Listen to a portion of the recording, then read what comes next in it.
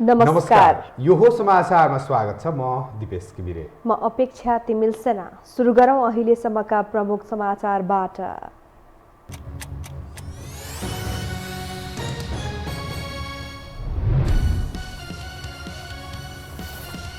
स्थानीय निर्वाचनको घोषणासँगै तीव्र तयारीमा जुट्यो आयोग। आवश्यक सामग्रीको व्यवस्थापन सुरु।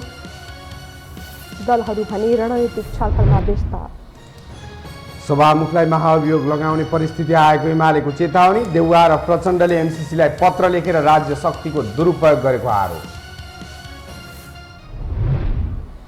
राजनीतिक दल र सभामुख बीच बढ्दो टक्रावले सदन प्रभावहीन बन्दै भोलि बस्ने बैठकको कार्यसूचीमा एमसीसी परेन। कार्यव्यवस्था परामर्श समितिको बैठक पनि भोलि नै बस्ने।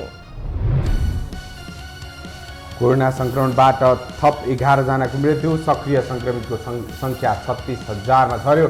कोरोना जोखिमका कारण बन्द भएका मठ मन्दिरहरू खोल्ने तयारी। र रुस र युक्रेनका विषयमा चर्किएको विवादले लियो उग्र रूप। रुसले आक्रमण गरे जर्मनीसँग ग्यास पाइपलाइन बन्द गरिदिने अमेरिकाको चेतावनी।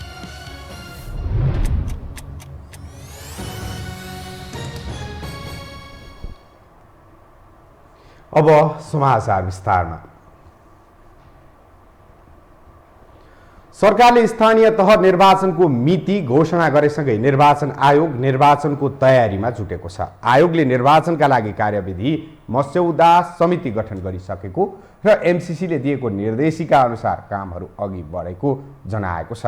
आयोगका प्रवक्ता शालिग्राम शर्मा पौडेलले निर्वाचनको अवधिमा मात्र नभई अन्य समयमा पनि निर्वाचनजन्य गतिविधि भए पनि मिति घोषणासँगै थप रफ्तारमा निर्वाचनको तयारीमा आयोग लागेको बताउनुभयो। निर्वाचन प्रायोजनका लागि आवश्यक पर्ने सबै सामग्रीहरूको व्यवस्थापनमा आयोगले विशेष ध्यान दिने उहाँले उल्लेख गर्नुभयो। आयोगले निर्वाचन कार्यालयका लागि आवश्यक भवन, परिवहनका साधन, फर्निचर लगायतका सामग्रीहरूको व्यवस्थापनको प्रक्रिया सुरु गरिसकेको छ। दिनभित्रमा हामीले काम गर्ने गरी हामी चाहिँ मानसिक रूपमा हैन, प्राविधिक रूपमा, व्यवस्थापकीय रूपमा, भौतिक रूपमा, जुनसुकै रूपमा पनि हामी तयार छौँ। हामीसँग टोटल कर्मचारीको सङ्ख्या, निजामती, त्यसपछि सङ्घीय सरकार, प्रदेश सरकार, स्थानीय तह, विद्यालय, विश्वविद्यालयको कर्मचारी, टिचर लगायत सबै हेर्दाखेरि हामीले सकिने गरेर नै प्रस्ताव गरे। यो पटक 20 लाख नयाँ मतदाता थपिने आयोगको तथ्याङ्क छ।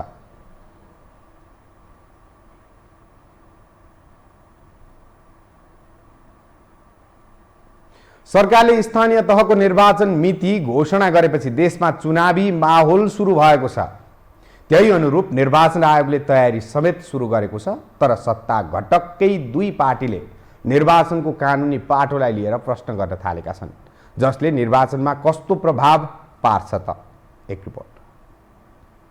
सरकारले ऐन र संविधानको त्रुटिलाई बेवास्ता गर्दै स्थानीय तहको निर्वाचनको मिति घोषणा गरेपछि सत्ता घटक दलहरू नै असन्तुष्ट भएका छन्। यसअघि तिनै तहको निर्वाचन एकैपटक वा संघीय चुनाव अघिको अडान लिएका उनीहरू देउवाकै कारण जेठमा निर्वाचन गर्ने कुरामा सहमत भएका थिए। तर साथमा ऐन पनि संशोधन गर्नुपर्ने सत्ता घटक नेकपा माओवादी केन्द्र र नेकपा एकीकृत समाजवादीको माग थियो, जसमा देउवा पनि सहमत भएपछि जेठमा निर्वाचन गर्ने सहमति बनेको थियो भने निर्वाचन आयोगले जेठ 4 को मिति सिफारिस गरेको थियो। तर बीचमा एमसीसीको विषय प्रवेश गरेर मितिबारे ढिलाइ भइरहँदा सरकारले एकाएक वैशाख 30 लाई निर्वाचनको मिति घोषणा गरेपछि सत्ता घटकहरूले प्रश्न उठाएका हुन्। ऐन अनुसार निर्वाचन गर्ने हो भने चैतभित्र निर्वाचन हुनुपर्ने र संविधान अनुसार भए मङ्सिरसम्म गर्न सकिने अवस्था छ। तर यो विरोधाभासलाई सरकारले बेवास्ता गरेको उनीहरूको भनाइ छ। अब नीतिगत हिसाबले त अब चाहिँ वैशाख होस् कि जेठ होस् कि 30 गते होस् कि 5 गते 6 गते जेसुकै होस्, त्यो त प्रब्लमको विषय भएन। पार्टीहरूलाई पोलिसीगत इस्युमा त प्रब्लमको विषय भएन। खालि विधिको हिसाबले चाहिँ तपाईँ के त भन्दाखेरि चाहिँ विधिको हिसाबले त्यो चाहिँ संविधान त जेठ 6 गते जेठ 5 गते पछि मात्रै आकर्षित हुने देखिन्छ। ऐन चाहिँ संशोधन गर्नुपर्ने आवश्यकता देखिन्छ। यसअघि 3 चरणमा निर्वाचन भएको छ भने गाउँ तथा नगरसभाको कार्यकाल 5 वर्ष भएको संविधानले प्रष्ट व्यवस्था गरेकोले निर्वाचनकै वैधानिकतामाथि प्रश्न उठ्ने उनीहरूको तर्क छ। तेस्रो चरण अर्थात् असोजमा निर्वाचित भएकाहरू कार्यकालभन्दा 6 महिना अघि नै बाहिरिनुपर्ने अवस्था यो निर्वाचनले सिर्जना गर्नेछ। त्यसो भए उनीहरू अदालत गए नवनिर्वाचितले कसरी पदभार ग्रहण गर्छन् प्रश्न उब्जिएको छ। त्यसमाथि जेठ 30मा निर्वाचन हुँदा पहिलो चरणमा निर्वाचितले भने कार्यकाल पुरा गर्न पाउने भएकाले पनि संविधानको समान कार्यान्वयन नहुने देखिन्छ। तर निर्वाचन आयोगले भने ऐनमा प्रष्ट रूपमा पहिलो चरणबाट निर्वाचितहरूले कार्यभार ग्रहण गरेको 7 दिनबाट कार्यकाल गणना गर्ने ऐनमा व्यवस्था भएकोले समस्या नभएको बताएको छ। स्थानीय तह निर्वाचन ऐन 2073 को दफा 4(4) विभिन्न चरणमा निर्वाचन भएको अवस्थामा दफा 4(1) बमोजिम घोषणा भएको मितिलाई कार्यकाल सुरु भएको मिति मान्नुपर्नेछ भनेर व्यवस्था छ। त्यसो भए हुनाले यो विषयमा अलमल गर्नुपर्ने अवस्था छैन। कसैको 1 महिना अघि, कसैको 2 महिना पछि, कसैको 3 महिना पछि भयो भन्दैमा हरेक दिन महिनालाई काउन्ट गरेर जुन जुन पदाधिकारीको जुन जुन मितिमा योभन्दा अगाडि निर्वाचन भएको थियो 5औं वर्ष पनि त्यही मितिमा निर्वाचन गर्दै जानुपर्छ भन्ने कुरा व्यवहारिक पनि हुँदैन। यता कानुनका जानकारहरू भने अलिक फरक विचार राख्छन्। संविधान त 5 वर्ष अघि कसैलाई हटाउन नमिल्ने तर उनीहरूको कार्यकाल अघि नै निर्वाचन गर्न नरोक्ने उनीहरू बताउँछन्। अर्थात् संविधानसँग ऐन मिलाउन संशोधन गर्न उनीहरूको पनि सुझाव छ। सबै स्थानीय तह छुट्टै भएको विषयलाई बुझ्नुपर्ने बताउँदै उनीहरू निर्वाचन वैशाखमा भए पनि विद्यमान जनप्रतिनिधिको कार्यकाल सकिएपछि मात्रै नवनिर्वाचितको कार्यकाल सुरु हुने बताउँछन्। तर निर्वाचन नै रोकिने अवस्था भने नहुने उनीहरूको भनाइ छ। जसरी पनि चुनाव चाहिँ हुनै पर्छ। अहिले संविधान उल्लङ्घन गर्ने गरी चाहिँ राजनीति गर्न त पाइँदैन नि त, हैन? नीतिगत कुराहरू यदि छ भने पनि संविधान उल्लङ्घन गर्ने गरी नीतिगत निर्णयहरू स्वविवेक प्रयोग गर्न पाइँदैन। उनीहरूले संविधान विपरीतको सोच अथवा प्रस्ताव चाहिँ ल्याउन मिल्दैन। त्यस्तो कुरालाई चाहिँ ल्याइहाल्नुभयो, उहाँहरूले त्यस्तो निर्णय गर्नुभयो भने पनि अदालतले रोक्छ। कानुन चाहिँ संविधान अनुकूल केही दुईटा मिलाउनु पर्ने छ। एउटा 2 महिना अगाडि चुनाव गर्नुपर्छ भन्नेलाई त्यसलाई चाहिँ कार्यकाल सकिनुभन्दा अगाडि निर्वाचन गर्नुपर्नेछ भन्ने गराउनु पर्यो, हैन? अर्को चाहिँ अब विभिन्न चरणमा चुनाव भए पनि अब त्यो पहिलो चरणमा चुनाव भएको मितिलाई नै आधार मान्ने भन्ने छ। त्यो चाहिँ फल्टी प्रोभिजन हो, त्यस्तो हुँदैन। हुन त आवधिक निर्वाचन आफ्नो समय तालिका अनुसार हुने हो जसमा राजनीतिक स्वार्थको कुराले प्रभाव पार्नु पनि हुँदैन। तर नेपालमा भने राजनीतिक स्वार्थले काम गर्ने गरेको छ। फलत नेपाली कङ्ग्रेस र नेकपा एमाले बाहेक अन्य दल निर्वाचनबारे स्पष्ट नभएको अहिलेको परिस्थितिमा निर्वाचनमा प्रभाव पर्ने त होइन भन्ने प्रश्न उठ्नु स्वाभाविक हो। तर अब मिति नै घोषणा गरिसकेको अवस्थामा संविधान अनुसार नै अदालत नै गए पनि निर्वाचन भने रोकिने सम्भावना कम छ। यद्यपि निर्वाचित भइसकेपछि देखिन सक्ने कानुनी समस्या निराकरणका लागि भने ऐन संशोधन गर्नुको विकल्प देखिँदैन। यो हो टेलिभिजनका लागि क्यामेरामा निशान्त तामाङका साथमा कुलचन्द्र विष्ट, काठमाडौँ। नेकपा माओवादी केन्द्रका नेता देव गुरुङले आगामी वैशाख 30 गते स्थानीय तहको निर्वाचन गर्दा स्थानीय तह निर्वाचन सम्बन्धी ऐन संशोधन गर्नुपर्ने बताउनु भएको छ। नेता गुरुङले कार्यकाल समाप्त हुनुभन्दा 2 महिना अगावै निर्वाचन गरिसक्नुपर्ने ऐनको व्यवस्था भएकाले वैशाख 30 गते निर्वाचन गर्दा पनि कानुनी जटिलता हुन सक्ने बताउनु भएको हो। सम्भव भएमा वर्तमान ऐन संशोधन गर्नुपर्ने र संसद अवरोधका कारण ऐन संशोधन सम्भव नभएमा संविधानको व्यवस्था अनुसार कार्य अवधि सकिएको 6 महिनाभित्र निर्वाचन गर्नुपर्ने धारणा व्यक्त गर्नुभयो। देखिन्छ अब त्यहाँ चाहिँ अब ऐन संशोधन गर्नलाई जटिलता कहाँ छ भन्दाखेरि चाहिँ सदन प्रतिपक्षले अब्स्टेकल गरिरहेको छ। अब सदन चल्ने भनेको प्रतिपक्ष र सत्तापक्षको सहमति बिना सदन चल्ने परिकल्पना गरेको छैन, हैन? एउटाले मात्रै चलाउने खालको चाहिँ व्यवस्था देखिँदैन सदनमा चाहिँ। त्यसले गर्दाखेरि चाहिँ केही गरी चाहिँ सदन खोलेर ऐन संशोधन गर्न सकिएन भने संविधानमा एउटा प्रावधान के छ त भन्दाखेरि चाहिँ संविधान र ऐन बाजिएको अवस्थामा संविधान प्रभावकारी हुन्छ, हैन भनेर भनेको छ।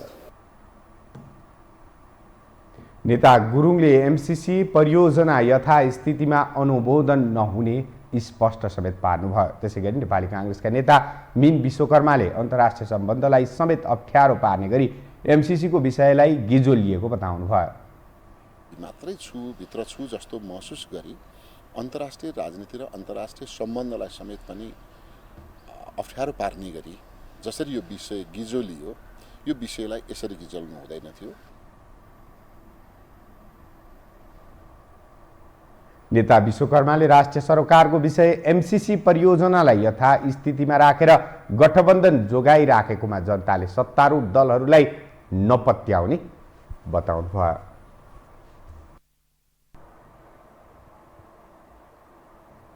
अब बाँकी समाचार। नेकपा एमालेका सांसद तथा पूर्व मन्त्री महेश बस्नेतले सभामुखलाई महाअभियोग लगाउने परिस्थिति सिर्जना हुन सक्ने बताउनु भएको छ। आज काठमाडौँमा आयोजित एक कार्यक्रममा बोल्दै सांसद बस्नेतले सभामुख अग्निप्रसाद सापकोटालाई महाअभियोग लगाउने परिस्थिति सिर्जना हुन सक्ने बताउनु भएको हो। उहाँले नेकपा एमालेमा 100 जना सांसद महाअभियोग लगाउने कुरामा स्ट्यान्ड बाई रहेको भन्दै पार्टीले संख्या पुर्याउने पहल गरेमा सभामुखलाई महाअभियोग लगाउन सकिने टिप्पणी गर्नुभयो। एमालेले महाअभियोगको प्रस्ताव दर्ता गरोस्, पास या फेल हुने एउटा कुरा भयो। त्यस पछाडि सदनलाई सुचारू गर्ने कुरामा एउटा यो सेफ ल्यान्डिङको विषय हुनसक्छ भन्ने पनि आएको छ होइन। त्यो बारेमा चाहिँ नेकपा एमाले अहिलेसम्म कुनै ठोस निर्णय नगरिसकेको कारणले त्यो विषयमा अहिले मैले यो नै हुन्छ भन्न सक्दिनँ। तर एउटा विषय त्यो पनि हुन चाहिँ सक्छ। तयारी गर्नै परेन नि, हामी 100 जना स्ट्यान्ड बाई छौँ, जुन बेला नि सही गर्न तयारै छौँ। अब त्यसलाई सङ्ख्या पुर्याउने कुरामा पार्टीले पहल गरेर त्यो परिस्थिति सिर्जना त्यो हुन पनि सक्छ। सांसद बस्नेतले प्रधानमन्त्री शेरबहादुर देउबा र माओवादी केन्द्रका अध्यक्ष पुष्पकमल दाहालले एमसीसीलाई लेखेको पत्र राज्य शक्तिको दुरुपयोग भएको बताउनुभयो। प्रधानमन्त्री शेरबहादुर देउबा र नेकपा माओवादीका अध्यक्ष प्रचण्डले एमसीसी परियोजनाका सन्दर्भमा जुन पत्र लेख्नुभयो, प्रधानमन्त्रीको हैसियतले लेखेको पत्र, प्रधानमन्त्रीले एउटा पावर अफ स्टेट पनि भनिन्छ। उहाँले लेख्ने कुरा त्यो स्वाभाविकै पनि होला। यद्यपि हामीले यसलाई सदनको विषय बनाउने भनिसके पछाडि यो व्यवस्थापिका भित्रको कार्यक्षेत्रको विषय बन्यो। तर माओवादी केन्द्रका अध्यक्ष प्रचण्डले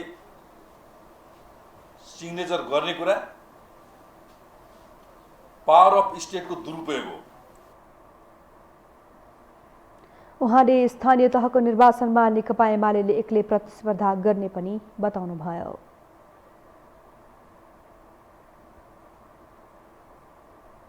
नेकपा माओवादी केन्द्रका अध्यक्ष पुष्पकमल दाहाल प्रचण्डले पार्टी रणनीतिक सोचका साथ अघि बढेको बताउनु भएको छ। नेत्र विक्रम चन्द विप्लव नेतृत्वको नेकपा जुम्ला जिल्ला इन्चार्ज चन्द्रबहादुर तिरुवा लगायतलाई मंगलबार पार्टी प्रवेश गराउँदै प्रचण्डले आफूहरू रणनैतिक सोचका साथ अगाडि बढेको बताउनु भएको हो। प्रचण्डले पार्टीले लिने तत्कालीन कार्यनीतिको पछाडि ठूलो दीर्घकालीन रणनीति हुने बुझ्न पनि समेत आग्रह गर्नुभएको छ। क्रान्ति गरिन्छ भन्दै माओवादी छाडेकाहरू अहिले मूल पार्टीमै फर्किने क्रम जारी रहेको प्रचण्डको भनाइ छ। प्रचण्डले पूर्व माओवादी नेताहरूलाई एकै ठाउँमा आउन आह्वान समेत गर्नुभयो।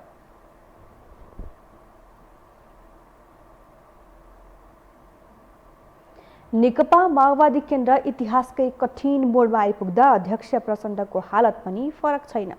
राष्ट्रिय राजनीति उनकै पेरिफेरीमा घुमिरहे पनि स्वयं प्रचण्ड भने उदाङ्ग बन्दै गएका छन्। कुनै समय नेपाली राजनीतिमा नाम जस्तै प्रचण्ड राप ताप र ओझ भएका उनी संसदीय राजनीतिमा आएसँगै छवि गिर्ने क्रम जारी छ। एक रिपोर्ट। 2063 साल असार 2 गते प्रधानमन्त्रीको सरकारी निवास बालुवाटारमा पत्रकार सम्मेलन आयोजना हुँदै गर्दा सबैको ध्यान त्यतै मोडिएको थियो। 10 वर्षे जनयुद्ध अन्त्य भएर देश शान्तिको बाटोमा अघि बढ्दै गर्दा ताको यो मितिमा त्यही जनयुद्धको कमान्डर पुष्पकमल दाहाल प्रचण्ड सार्वजनिक हुँदै थिए। नयाँ नेपाल निर्माणको सपना देखाएर भएको जनयुद्धको नेतृत्व सम्हालेका उनी सार्वजनिक हुँदै गर्दा साँच्चीकै नाम जस्तै प्रचण्ड थिए भने उनको ओझ र रापताप पनि चर्कै थियो। सार्वजनिक जीवनमा आएसँगै 2064 साल चैतमा भएको संविधान सभाको निर्वाचनमा आफ्नो पार्टीलाई पहिलो नम्बरमा पुर्याएर प्रचण्ड 2065 सालमा गणतन्त्र नेपालको पहिलो निर्वाचित प्रधानमन्त्री पनि बन्न सफल भए। तर राजनीतिमा आएको उतार चढावका कारण 9 महिनामै सरकारबाट बाहिरिनु पर्यो। यहीँबाट उनको राजनीतिमा ओह्रालो यात्रा सुरु भयो। कहीँ आफूले चाहिने भन्दा बढीलाई पनि लडाकुमा दर्ता गराएको कुरा त कतै हतियार आफैसँग भएको जस्ता कुराले उनलाई विवादित बनाइरह्यो। सेनापति प्रकरण, पशुपतिमा भट्ट परिवर्तनको प्रकरण जस्ता कुराले पनि उनलाई राजनीतिमा असफल खेलाडीको ट्याग लगाइदियो। यसबीचमा उनको दोधारे चरित्र पनि देखिन थाले। यसैको परिणाम पहिलो संविधान सभा निर्वाचनमा काठमाडौँ 10 र रोल्पा 2बाट निर्वाचित उनी दोस्रो संविधान सभाको चुनावमा सिराहाबाट मात्र निर्वाचित बने भने काठमाडौँमै पराजित बने। सँगै उनको दल माओवादी तेस्रो दलमा खुम्चियो। 2073 साउनमा उनी दोस्रो पटक प्रधानमन्त्री निर्वाचित भए। एमालेसँगको सहकार्यमा 2074 को चुनावमा उनी चितवनबाट निर्वाचित भएका हुन्। तर एकता गरेर एक भएको नेकपा पनि धेरै दिन चल्न नसकेपछि पुनः माओवादीकै अध्यक्षको हैसियतमा पुगेका उनको दोहोरो चरित्र एमसिसीलाई पठाएको पत्रको प्रकरणका कारण पुनः उदाङ्गो बनेको छ। उहाँ के ठान्नुहुन्छ भने म सदा नेपालीलाई मूर्ख बनाउन सक्छु, त्यो भावनाबाट उहाँ परिचालित हुनुहुन्छ कि उहाँको बिहान एउटा कुरो बोल्नुहुन्छ, दिउँसो अर्को कुरो बोल्नुहुन्छ, साँझ अर्को कुरो बोल्नुहुन्छ। त्यो बोलेको कुराहरूमा त केही थिएन। तर यो जुन चिठी अहिले आयो नि, त्यो चिठीले त उहाँको खाने दाँत र देखाउने दाँत त फरक रहेछ भन्ने कुरा भयो। संसदीय राजनीतिमा आएको 2 दशक नपुग्दै भोगेको नियतिले उनको निरन्तर क्षयीकरण भइरहेको प्रश्न छ भने पार्टीको हालत पनि उस्तै छ। हुन पनि पहिले छविलाल नाम भएका उनले जसरी पुष्पकमल नाम फेरे आफ्नो चरित्र पनि उस्तै गरी परिवर्तन गरिरहेका छन्। प्रचण्ड भनेको आफ्नो छोरो छविलाल भएको उनकै पिताले समेत धेरै पछि थाहा पाएको जसरी नेपाली नागरिकले पनि उनको वास्तविकता बल्ल बुझ्न थालेका छन्। आफ्ना सहकर्मीले पनि बिस्तारै साथ छाडेपछि एक्लै परेका उनी अहिले इतिहासमै कठिन मोडमा छन्, जहाँ माओवादी र उनले स्थापित गराएको संघीयता र धर्मनिरपेक्षता माथि नै बढी प्रश्न उठिरहेको छ। यद्यपि उनले भने आफ्नो मूल्याङ्कन गर्न भन्दा देशभित्र र बाहिरका प्रतिक्रियावादीहरूले घेरा हालेर माओवादीलाई सखा पार्न खोजिरहेको टिप्पणी गर्दै आएका छन्, जसमा माओवादी नेताहरूको पनि साथ छ, जुन कुरा माओवादी नेताहरू पनि दोहोर्याउँछन्। प्रचण्डलाई विस्थापित नगरिकन चाहिँ नेपालको राष्ट्रिय अस्मितालाई कमजोर पार्न सकिँदैन। प्रचण्डलाई विस्थापित नगरिकन अहिलेको सिस्टमलाई ड्यामेज गर्न सकिँदैन। प्रचण्डलाई विस्थापित नगरिकन अहिलेको परिवर्तनको मुद्दालाई ड्यामेज गर्न सकिँदैन। त्यस कारणले गर्दाखेरि चाहिँ प्रचण्डमाथि यतिखेर चाहिँ तपाईँको देशी विदेशी प्रतिगामी शक्तिहरूले या चाहिँ राष्ट्रिय आत्मसम्मानवादी विदेशी दलालहरूले चाहिँ हमला गर्नु चाहिँ कुनै नयाँ नौलो विषय होइन। त्यसकारण यो हमलालाई चाहिँ हामी आत्मगौरवका साथ लिन्छौँ। वर्ग सङ्घर्षको नियम अनुसार के हुन्छ भन्दाखेरि चाहिँ विदेशी दलालहरूले जति हमला गर्यो उति राष्ट्रवादी रहेछ, देशभक्त रहेछ, स्वाधीनताका हिमायती रहेछन्, पक्षपाती रहेछन् भन्ने कुरा जस्टिफाई हुन्छ, प्रमाणित हुन्छ। केहीले प्रचण्डलाई राष्ट्रिय समस्याको रूपमा अर्थ्याउँछन्। प्रचण्डकै कारण देशमा राजनीतिक स्थिरता हुन नसकेको आरोप लगाउनेहरू पनि छन्। यद्यपि प्रचण्ड माथिको यो रोषमा उनी माथिको आशा र अपेक्षा पनि लुकेका छन्। यतिका वर्ष प्राप्त उपलब्धि संस्थागत गर्न चुकेका उनीमाथि त्यो आशा पनि सकिए केवल आलोचना मात्र बाँकी रहनेछ, जसले शून्यबाट उदाएर उत्कर्षमा पुग्दै पुनः ओह्रालो लागेको प्रचण्डको आगामी राजनीतिक यात्रा सम्झन लायक नहुन पनि सक्छ। यो हो टेलिभिजनका लागि क्यामेरामा निशान्त तामाङका साथमा कुलचन्द्र विष्ट, काठमाडौँ। हामीसँग समाचार अझै बाँकी छन्, अहिलेलाई विश्राम।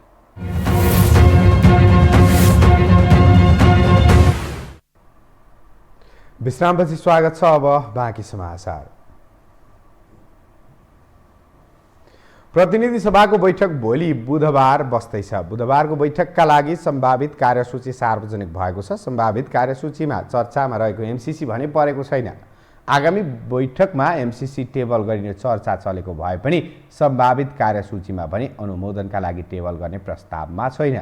कार्य व्यवस्था परामर्श समितिको बैठकपछि उक्त विषय कार्यसूचीमा समावेश गर्ने वा नगर्ने निर्णय हुने संसद सचिवालयले जनाएको छ। सभामुख अग्निप्रसाद सापकोटाले बुधबारको संसद बैठक सञ्चालनका लागि कार्य व्यवस्था परामर्श समितिको बैठक पनि बोलाउनु भएको छ। बैठक बुधबार बिहान 11 बजे बस्नेछ।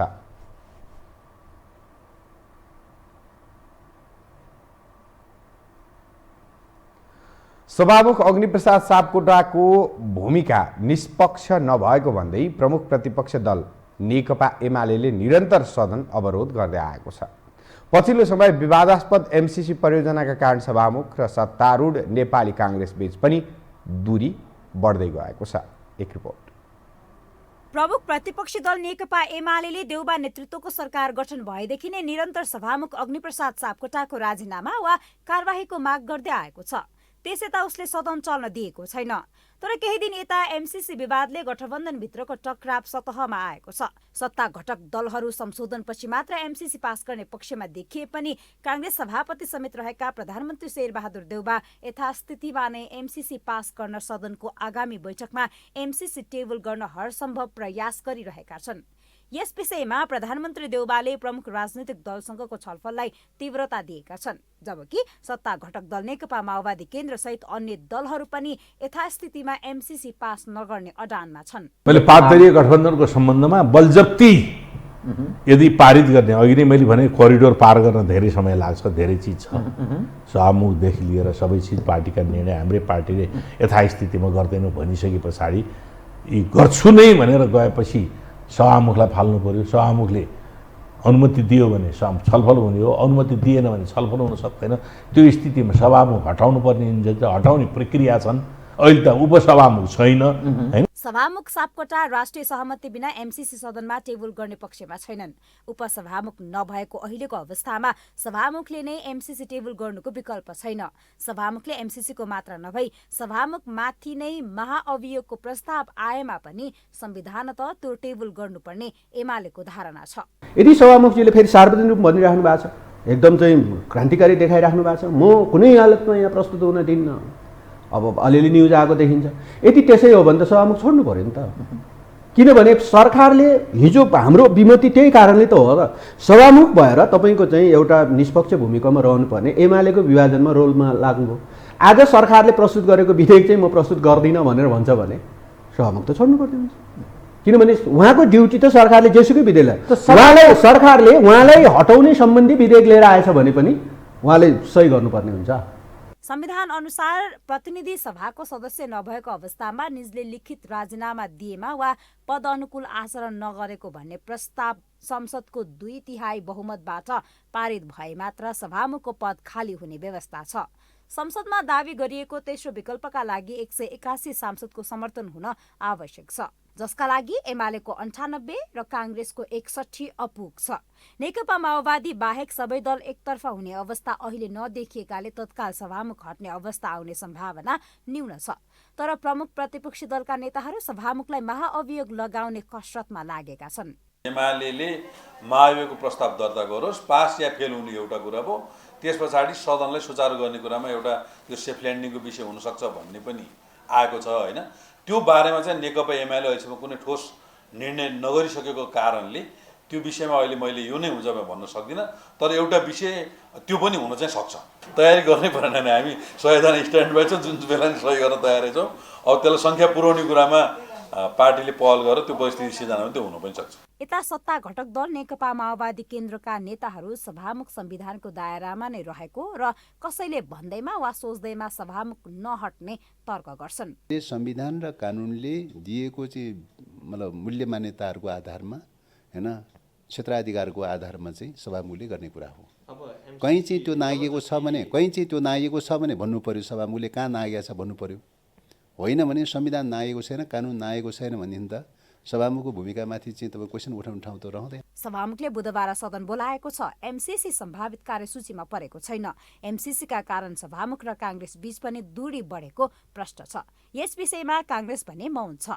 प्रतिपक्षका कारण लगातार बन्दक बनेको सदन सभामुख र सत्तारूढ दलबीच पैदा भएको दरारले थप गिजो लिने निश्चित छ। यो हो टेलिभिजनका लागि क्यामेरामा डीबी मगरका साथमा निम्लेकी शेर्पा, काठमाडौँ। राष्ट्रिय प्रजातन्त्र पार्टीका नेता तथा पूर्व अध्यक्ष कमल थापाले पार्टी परित्याग गरेको घोषणा गर्नुभएको छ।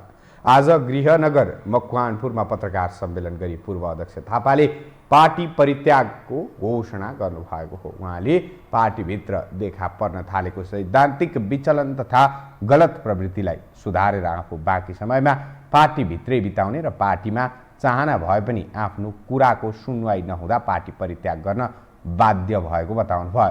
पूर्व अध्यक्ष थापाले राप्रपाका कुनै नेताहरूप्रति आफ्नो वैरभाव नरहेको पनि स्पष्ट पार्नुभयो।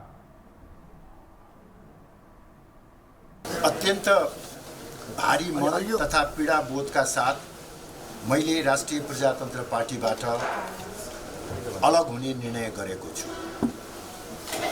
पार्टीभित्र देखा पर्न थालेको सैद्धान्तिक विचलन तथा गलत प्रवृत्तिलाई सुधारेर मेरो बाँकी क्रियाशील राजनीतिक जीवन पार्टीभित्रै बिताउने र पार्टीमै रमाउने उत्कट चाहना भए तापनि आफ्नो कुराको सुनवाई नहुने भएपछि मैले यो अप्रिय निर्णय लिन बाध्य भएको हो। राप्रपामा रहँदा पार्टीका साथी, सहयोगी र शुभचिन्तकहरूबाट प्राप्त सहयोग, सद्भाव र स्नेहप्रति म सदैव आभारी रहनेछु। नेता थापाले राज संस्था सहितको प्रजातन्त्र स्थापना गर्ने र राप्रपालाई देशको अग्रणी शक्तिको रूपमा स्थापित गर्ने प्रतिबद्धता जनाए पनि निर्मल निवासको हस्तक्षेपले सफल हुन नसकेको बताउनुभयो।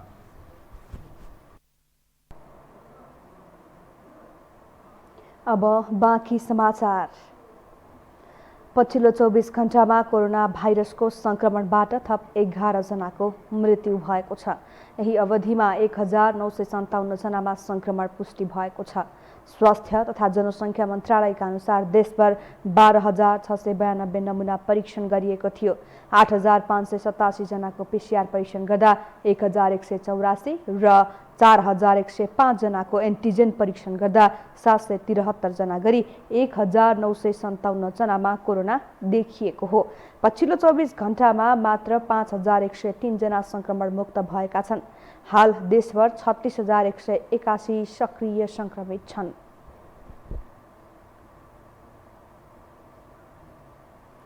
कोरोनाको तेस्रो लहरको जोखिमका कारण बन्द गरिएको पशुपतिनाथ मन्दिर पुनः खोल्ने तयारी गरिएको छ। पशुपति क्षेत्र विकास कोषले शिवरात्रिलाई मध्यनजर गर्दै मन्दिर खोल्न लागेको हो। यता सर्वसाधारण पनि सबैको आस्थाको केन्द्र रहेको पशुपतिनाथ मन्दिर यसरी बन्द राख्न नहुने प्रतिक्रिया दिन्छन्। एक रिपोर्ट। महामारीका कारण 2076 चैत्र 11 गतेदेखि सरकारले लकडाउन गरेपछि पशुपतिनाथ मन्दिर बन्द गरिएको 9 महिनापछि 2077 पुस 1 गते खुलेको थियो।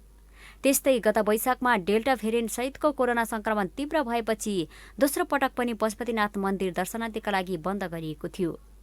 त्यसबेला पनि 30 पछि मात्र मन्दिरमा सर्वसाधारणले दर्शन गर्न पाएका थिए। पछिल्लो समय कोरोनाको नयाँ भेरिएन्ट ओमिक्रोन तीव्र रूपमा फैलिन थालेपछि गत माघ 5 गतेदेखि बन्द रहेको पशुपतिनाथ मन्दिर श्रद्धालुका लागि खुल्ने भएको छ। कोरोनाको तेस्रो लहरको जोखिमका कारण माघ मसन्तसम्म मन्दिर, मस्जिद, गुम्बा, चर्च लगायतका धार्मिक स्थलमा नित्य पूजा, ध्यान र प्रार्थना मात्र गर्न पाउने प्रशासनको आदेश अनुसार पशुपतिनाथ मन्दिरमा दर्शनार्थीहरूका लागि प्रवेशमा रोक लगाएको थियो। पशुपति क्षेत्र विकास कोषले शिवरात्रिलाई मध्यनजर गर्दै मन्दिर खोल्ने तयारी भइरहेको जनाएको छ। 3वटा जिल्लाको प्रमुख जिल्ला अधिकारीहरू काठमाडौँ, ललितपुर, भक्तपुरका प्रमुख जिल्ला अधिकारीहरू बसेर जुन एउटा आदेश गर्नुभयो त्यो आदेशमा चाहिँ हामीले माघ महिनाको 5 गते जस्तो लाग्छ त्यस बेलादेखि यो माघ महिनाभरिका लागि भनेर आदेश एउटा आएको छ। त्यो आदेशअनुसार हामीले बन्द गरेका हौँ। सम्भवतः अहिले स्कुल कलेजहरू पनि खोल्ने खालको सार्वजनिक रूपमा हामीले सूचना पाइरहेका छौँ। यद्यपि हामीले आधिकारिक रूपमा चाहिँ सिडिओ कार्यालयबाट मन्दिर खोल्ने भनेर आएको छैन। हामी आशा गर्छौँ अब शिवरात्रि पनि नजिकै आइरहेको छ, शिवरात्रिलाई पनि मध्यनजर राखेर मन्दिर खुल्छ होला। सार्वजनिक यातायात, व्यापार व्यवसाय लगायत चहल पहल हुने स्थलमा भिडभाड भइरहँदा मन्दिर मात्र बन्द गर्नुको अर्थ नरहेको सर्वसाधारणको पनि भनाइ छ। उनीहरूले भक्तजनहरूका लागि माघ र फागुन महिना महत्त्वपूर्ण रहेकोले मन्दिर खोल्नुपर्ने माग गरेका छन्। संक्रमण दर पनि कम घट्दै गएको छ। दर्शनार्थी कहाँबाट आइरहेछन्, कति पैसा खर्च गरेछ। यो बरु स्वास्थ्यको मापदण्ड अपनाएर उनीहरूलाई चाहिँ भित्र जान दिनुपर्छ, भित्र घुम्न दिनुपर्छ, दर्शन गर्न दिनुपर्छ। बाहिरतिर चाहिँ अब सबै भिडभाडै छ होइन। अब खोलिदिएको भए बरु अलि पातलो बरु सिधा जाने आउने मात्रै घुम्ने धेरै नगरिदिएको भए हुन्थ्यो जस्तो लागेको नि। अब यत्रो माघ महिना हामी हिन्दूहरूको लागि त अब ठुलो चाहिने 1 महिनाको पर्व हो होइन। त्यही भएर खोलिदिएको भए हुन्थ्यो जस्तै लागेको क्या मलाई चाहिँ। हुन्थ्यो नि खोलेको भए, किन बन्द किन गर्नु छ। सबै भक्त कोही पनि आउनु पाउनु भएन होइन। यत्रो माघ महिनाभरि अब खुल्नुपर्ने हो मन्दिर खास गरी। अनि बाहिर भिडभाड छ, भित्र भयो के भयो त नि? किन भित्र बन्द गरे के हुन्छ कि? कोही मान्छे नहिँड्नु पर्यो? यत्रो संसार मान्छे हिँडिरहेछ होइन। अब भित्र मन्दिर मात्रै बन्द गर्ने कारण के भने? हाल काठमाडौँका मन्दिरमा नित्य पूजा बाहेक दर्शनका लागि श्रद्धालुलाई प्रवेश गर्न दिइएको छैन। पशुपतिनाथ मन्दिर खुला गर्ने सरकारको निर्णयसँगै काठमाडौँका अन्य मन्दिर पनि खुलाउनु पर्ने माग उठ्न थालेको छ। यो हो टेलिभिजनका लागि क्यामेरामा आशिष तामाङका साथमा लीलामाया ठटाल, काठमाडौँ। अब आर्थिक समाचार।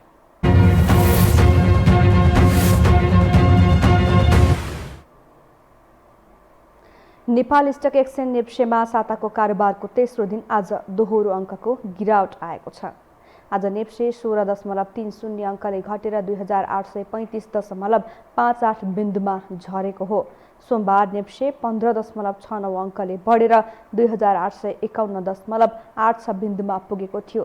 त्यस्तै आज शेयर बजार घटे पनि कारोबार रकम भने बढेको छ। आज 6 अर्ब 28 करोड 72 लाख बराबरको कारोबार भएको छ। सोमबार 5 अर्ब 2 करोड 20 लाख बराबरको कारोबार भएको थियो। नेप्सेका अनुसार आज कारोबार भएका कम्पनीहरूमध्ये 2 कम्पनीको शेयर मूल्यमा उच्च वृद्धि भएको छ। शेयर मूल्यमा उच्च वृद्धि हुने कम्पनीहरूमा नेपाल इन्स्योरेन्स र बुद्ध भूमि हाइड्रो पावर कम्पनी रहेका छन्। यी कम्पनीको शेयर मूल्य 3% भन्दा बढीले बढेको छ।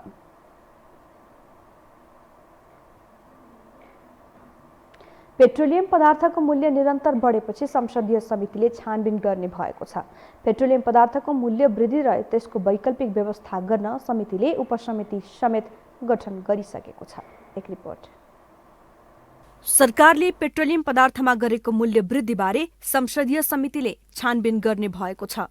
संघीय संसद अन्तर्गतको राज्यका निर्देशक सिद्धान्त, नीति र दायित्वको कार्यान्वयन, अनुगमन तथा मूल्याङ्कन समितिको मङ्गलबार सिंहदरबारमा बसेको बैठकले पेट्रोलियम पदार्थको मूल्य वृद्धिबारे छानबिन गर्न सांसद दुर्गा पौडेल संयोजक र समितिका सदस्यहरू खेम लोहनी र लक्ष्मी परियार सदस्य भएको 3 सदस्यीय उपसमिति गठन गरेको हो। पेट्रोलियम पदार्थको मूल्य वृद्धि र त्यसको वैकल्पिक व्यवस्था गरेर जनतालाई राहत दिने गरी सरकारलाई आवश्यक सुझाव दिन सो उपसमिति गठन गर्नु परेको समितिकी सभापति निरादेवी जैरूले जानकारी दिइन्। एलपी ग्यास त कतै नेपाल सरकारले गर्नु नपर्ने तर ल्याएर स्टोरेज गरे बापतको घाटा सहनु पर्ने जस्ता घाटा पनि जानकारीमा यथार्थ भएका कारणले यी सबै कुराका निम्ति हामी एउटा उपसमिति बनाउने र जस नेपाल सरकारको कामलाई सहजता बनाउनका निम्ति पनि यसले काम गरोस्। बैठकमा समितिका सदस्यहरूले आयातित पेट्रोलियम पदार्थका कारण जनता मारमा परेको उल्लेख गर्दै त्यसबाट निकास दिन नेपालभित्र पेट्रोलियम पदार्थको अन्वेषणको कामलाई तीव्र गतिका साथ अघि बढाउन सरकारसँग माग गरे। एमाले नेता एवं सांसद भीम रावलले नेपालभित्र पेट्रोलियम पदार्थको अन्वेषण गरेर त्यसको आवश्यक व्यवस्था मिलाउने काममा तीव्रता दिन सरकारलाई सचेत गराए। उनले दैलेख र दाङमा पेट्रोल उत्खनन गर्ने भनिएपछि त्यो कामलाई सरकारले अघि नबढाएको भन्दै आपत्ति जनाए। समग्रमा सरकार यो के भइरहेछ? यो कहिले तातेर कुरा भयङ्कर आउँछ अनि सट्टै टुप्पै त्यो चाहिँ महासागरको छाल फर्के जस्तो कता गयो अतोपत्तो हुँदैन। एउटा देशले पनि त्यसो गर्ने होइन नि। एउटा आफ्नो राष्ट्रिय हितलाई ध्यानमा राखेर त्यो उत्पादनलाई कता लैजाने सोच्नुपर्छ। यसमा के भइरहेछ यो जानकारी पनि यसको पाउन पाए पनि हुन्थ्यो भन्ने पनि चाहेको, सुझाव पनि दिन चाहेको। यतातर्फ तीव्र रूपमा सरकारले जानु पर्यो। कंग्रेस नेता एवं सांसद राधेश्याम अधिकारीले पेट्रोलियम पदार्थको चुहावट नियन्त्रण गर्न पनि सरकारको ध्यानाकर्षण गराए। उनले घाटामा गएको नेपाल आयल निगमलाई अघि बढाउन त्यसको मूल्य वृद्धि गर्नु बाध्यात्मक अवस्था रहेको उल्लेख गर्दै त्यसको चुहावट नियन्त्रण लगायतका कामलाई प्रभावकारी बनाउन छुट्टै नीतिगत व्यवस्था गर्नुपर्ने अवस्था रहेको दाबी गरे। चुहावटको लेभल कसरी घटाउन सकिन्छ, के गर्न सकिन्छ? यसबाट त हरेक लिटर गयो कि पैसा गइहाल्दो रहेछ नि हाम्रो त प्रश्न देखियो नि, हैन? नेकपा माओवादी केन्द्रका नेता दीनानाथ शर्माले विद्युत खपत बढाएर पेट्रोलियम पदार्थबाट हुने घाटा कम गर्दै लैजान सरकारसँग माग गरे। उनले त्यसका लागि सरकारले नीतिगत, कानूनी र संरचनागत कामहरू गर्नुपर्ने सुझाव दिए। यहाँ चाहिँ प्रयत्नै भएको छैन राज्यको तर्फबाट। कहिलेकाहीँ चाहिँ मन्त्रीज्यूले इन्डेक्सन प्रयोग गरेर के अरे विद्युत मन्त्रीले भन्नुहुन्छ, ऊर्जा मन्त्रीले भन्नुहुन्छ हामीलाई, त्यसले चाहिँ जनताको चाहिँ सुरुमा चाहिँ विद्युत त त्यहाँ पुगेको छैन। यता नेपाल आयल निगमका निमित्त कार्यकारी निर्देशक सुशील भट्टराईले खरिदभन्दा बिक्री मूल्य कम भएकाले पेट्रोलियम पदार्थको मूल्य वृद्धि गर्नु परेको स्पष्टीकरण समितिमा दिएका थिए। उनले आयल निगम घाटामा गएकाले सरकारसँग आवश्यक कोषको व्यवस्था गर्न आग्रह समेत गरे। खरिद मूल्य भन्दा बिक्री मूल्य कम भएपछि भ्याटको प्रिन्सिपल अनुसार भ्यालु एडेड भएर बढ्दै जानुपर्ने हुन्छ, तर हामीले चाहिँ भ्याट बापत पनि फिर्ता पाउनुपर्ने अवस्था पनि यस्तो खालको पनि स्थिति सिर्जनामा छ। त्यो फिर्ता पाउनुपर्ने रकम पनि अब बढ्दै जाने स्थिति छ। निगमले सरकारलाई कर बुझाउनु पर्ने अवस्था भएकाले पनि झनै घाटाको सामना गरिरहनु परेको जनाएको छ। हामीसँग अन्तर्राष्ट्रिय र खेल समाचार बाँकी नै छन्, अहिलेलाई विश्राम।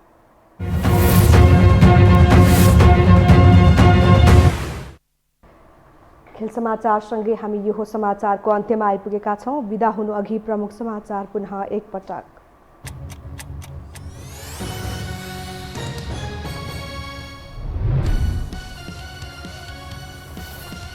स्थानीय निर्वाचनको घोषणासँगै तीव्र तयारीमा जुट्यो आयोग, आवश्यक सामग्रीको व्यवस्थापन सुरु, दलहरू भने रणनीतिक छलफलमा व्यस्त। सभामुखलाई महाअभियोग लगाउने परिस्थिति आएको एमालेको चेतावनी, देउवा र प्रचण्डले एमसीसीलाई पत्र लेखेर राज्य शक्तिको दुरुपयोग गरेको आरोप। राजनीतिक दल र सभामुख बीच बढ्दो टकरावले सदन प्रभावहीन बन्दै भोलि बस्ने बैठकको कार्यसूचीमा एमसीसी परेन, कार्यव्यवस्था परामर्श समितिको बैठक पनि भोलि नै बस्ने। कोरोना संक्रमणबाट थप 11 जनाको मृत्यु, सक्रिय संक्रमितको संख्या 36,000मा झर्यो। कोरोना जोखिमका कारण बन्द भएका मठ मन्दिरहरू खोल्ने तयारी। र रुस र युक्रेनका विषयमा चर्किएको विवादले लियो उग्र रूप, रुसले आक्रमण गरे जर्मनीसँग ग्यास पाइपलाइन बन्द गरिदिने अमेरिकाको चेतावनी।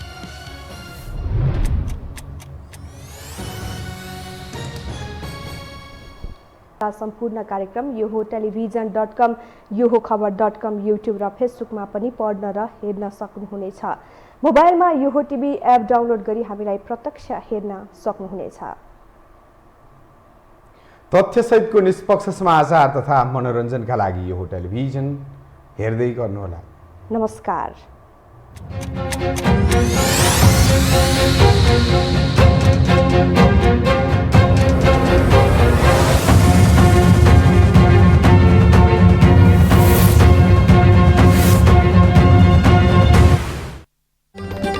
यो हो समाचारको साथमा Bravo Bank, a reason for your success.